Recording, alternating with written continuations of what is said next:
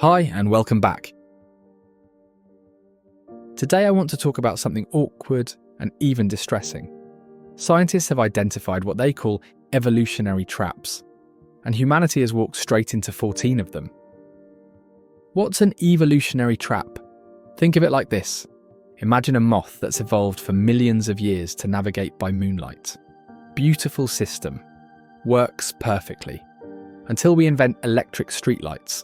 And suddenly that ancient wisdom becomes a death sentence. The moth thinks it's doing exactly what it should be doing, but the world has changed, and what once led to survival now leads to destruction. Like that moth, our instincts and systems were once beautifully adapted, until we built a world that no longer matches the logic that shaped us. We're not moths, but we still fall into similar traps, despite our intelligence. We are the species that split the atom, mapped the genome, landed on the moon. Our intelligence is unmatched, and yet despite all that brilliance, we remain utterly incapable of understanding the consequences of our own actions, or of cooperating long enough to change course. Recent research found that humanity is caught in 14 such traps, and what's disturbing is that 12 of them are already in an advanced state. In a way, we're even worse than the moth, because we built our own streetlights. And unlike the moth, we had the choice not to, but we lit them anyway, brighter and brighter, until we blinded ourselves. The 14 traps include everything from our dependence on technology and infrastructure, technological arms race, automation that can backfire, and more. Together, they push us toward a dead end. Let me walk you through 4 of these traps that reveal something profound about who we've become. The growth trap. First, there's what researchers call growth for growth's sake. This is when organisations or countries pursue growth at the cost of individual well-being, without even clearly understanding why they need to grow. I bet many of you work in some company, big or small, international or local. And I bet your company has a growth strategy.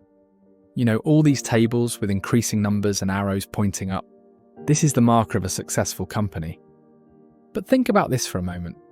We measure success by how much bigger something gets. Bigger economy, bigger profits, bigger cities, bigger everything. When did we forget to ask? Bigger for what purpose? It's as if we've convinced ourselves that a person who weighs 200 kilograms is healthier than someone who weighs 70, simply because the number is larger. Growth has become a goal in itself, divorced from any meaningful purpose. Companies destroy themselves pursuing endless growth. Countries bankrupt their futures for quarterly GDP increases.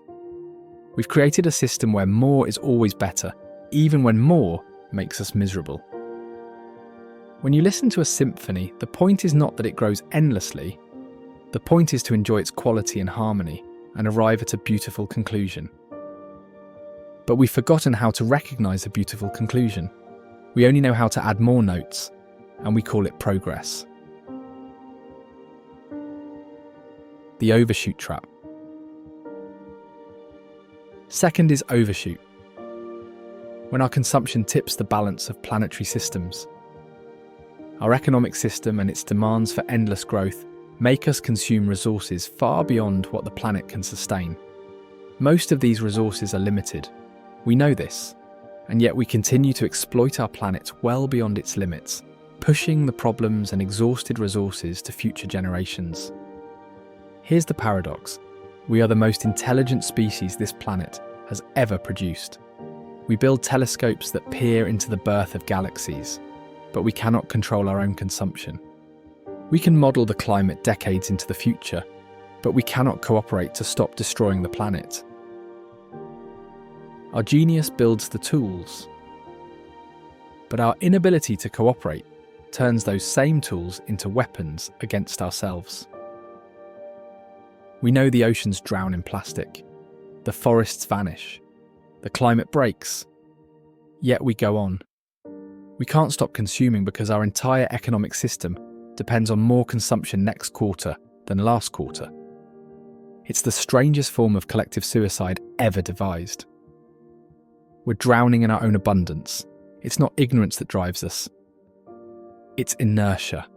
We know the facts, but knowing isn't the same as acting.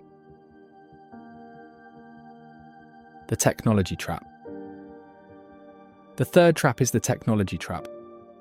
We invent tools to solve problems, but those same tools create new problems we never saw coming. And instead of pausing, we rush to invent even more technology, trying to fix the damage caused by the last invention. Take social media. It was meant to connect us, to bring people closer. But look around, it has left us more isolated, more anxious, more divided than ever. And what's the solution? New algorithms, more engagement, more addiction. This is the cycle. Technology creates problems. We answer with more technology. That creates new problems. And the wheel keeps turning. Perhaps it's not a real wheel at all, but a hamster wheel. And we're quite proud of how fast it spins. The question is, do we control our tools, or do our tools control us? The disconnection trap. And perhaps the most tragic trap is our disconnection from nature. Urban citizens have been out of touch with nature for several generations already. Most of us modern people don't understand what's happening in nature. And actually, we don't even care about it. Most of us live in completely artificial environments. Concrete, steel, glass. We see nature on screens more than we experience it directly. So when forests die, we don't notice. When insects disappear, we don't feel it. When soil degrades, it doesn't affect our daily experience at first. But the consequences are inevitable. We've forgotten that we are part of nature, and in destroying nature, we're also destroying ourselves.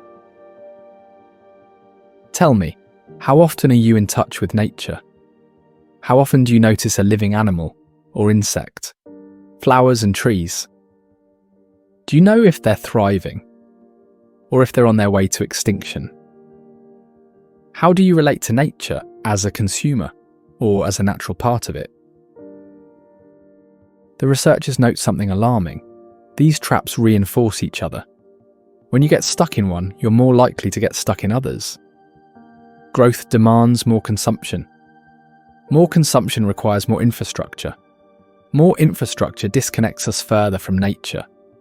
And the more disconnected we become, the easier it is to pursue growth without noticing what we're destroying.